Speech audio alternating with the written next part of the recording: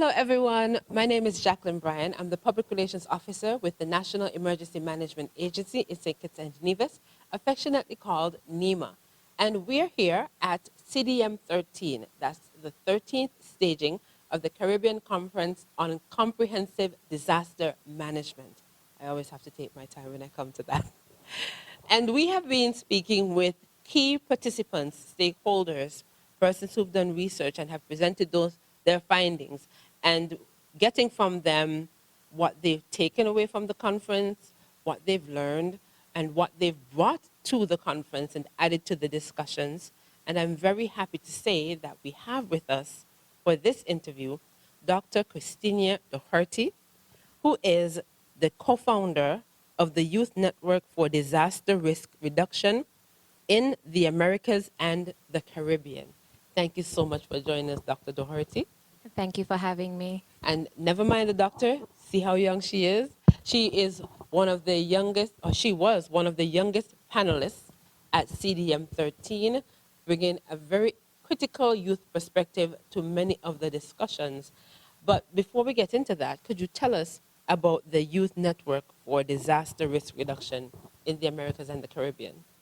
Yes, I'm pleased to share with everybody about our network. So a little bit of a history.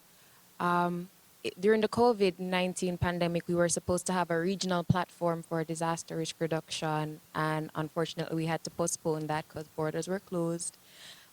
And there was supposed to be a youth forum as well at that platform. However, the youth kept working, so we started having a lot of virtual engagements with persons across the region. We had webinars, we had polls, and we really wanted to know what were youth perspectives on disaster risk reduction. In 2021, the platform was then held, and we were able to present a statement by the youth about what we'd like to see for disaster risk reduction. That statement was then carried to the global platform for disaster risk reduction in Bali 2022. And it was in that space that the youth said, we'd like to take it a step further. We'd like to have our own space. So from 2022, youth from across the region have been working with each other to create this space where young persons feel safe to share their opinions, to learn, and also be interested in disaster risk reduction. Through all of that co-creation, we were finally able to launch in 2023. We have our concept note. We're supported by the United Nations Office for Disaster Risk Reduction, UNDRR. We're also supported by UNICEF, IFRC, the Red Cross, and UNESCO.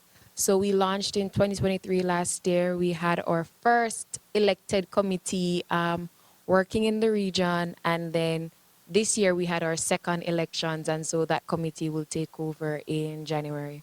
So we really try to create a space for young persons. We've had webinars.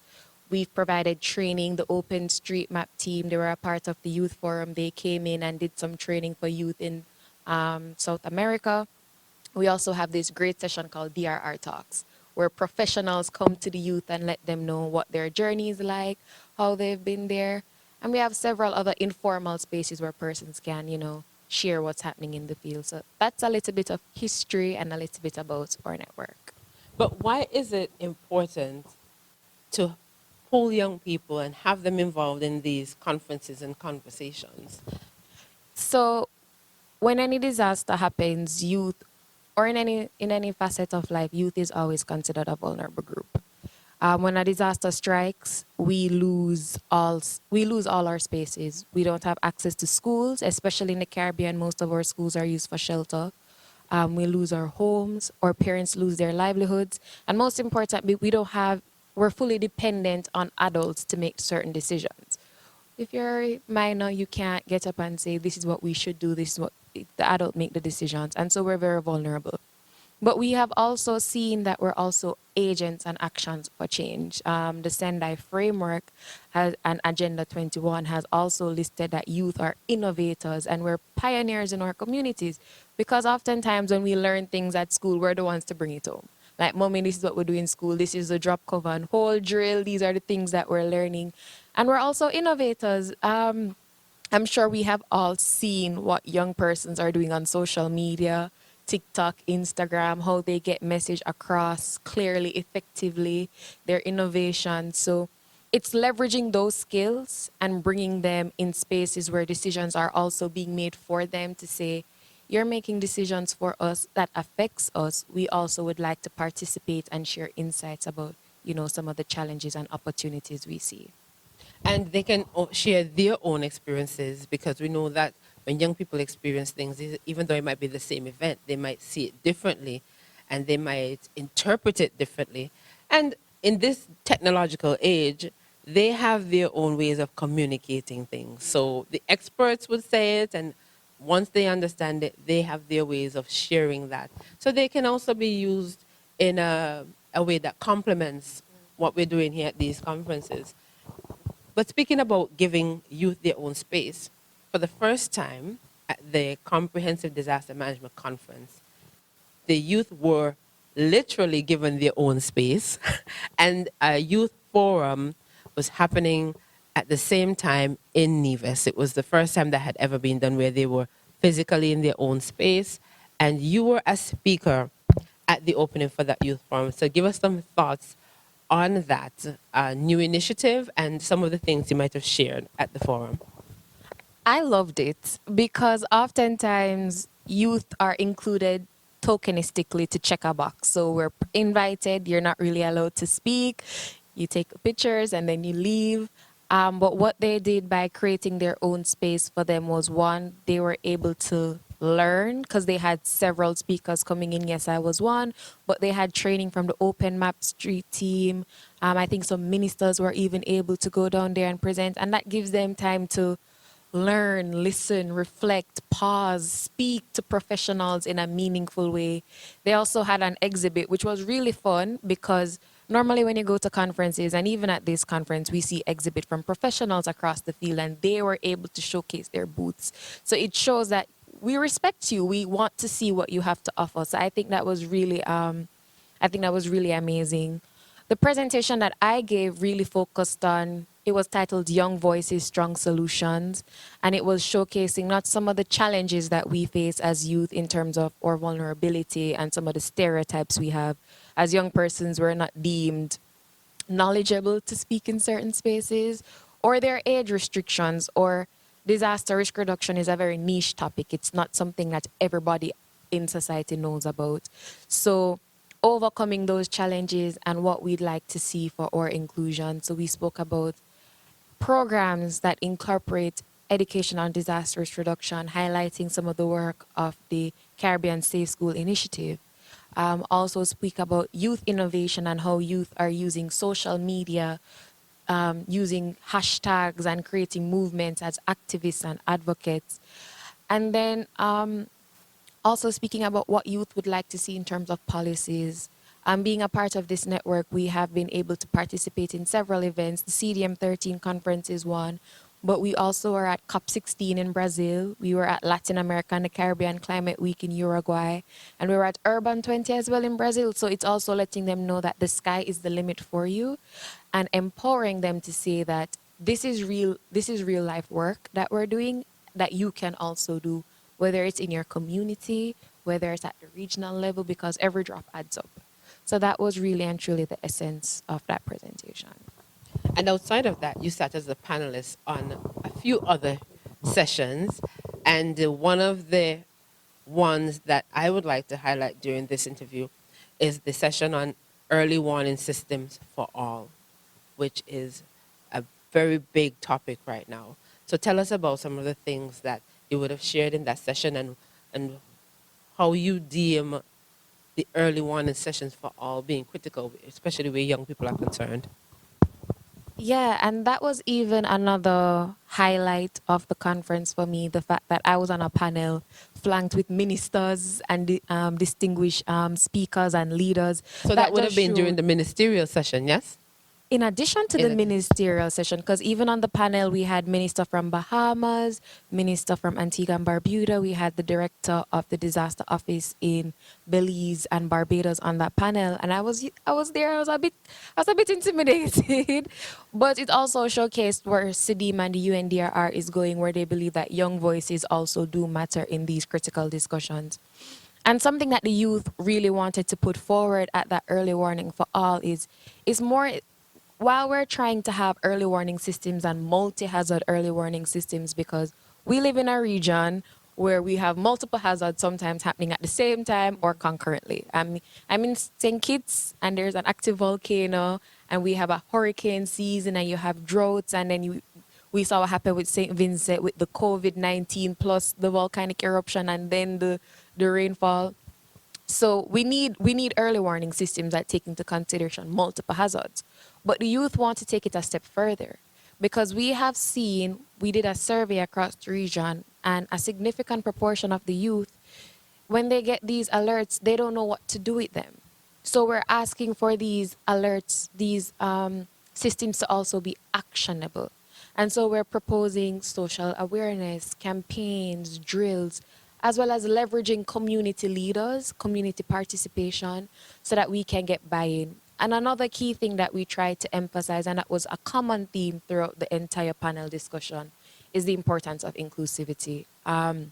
Several groups are vulnerable for different reasons, and several people have different factors that make them vulnerable.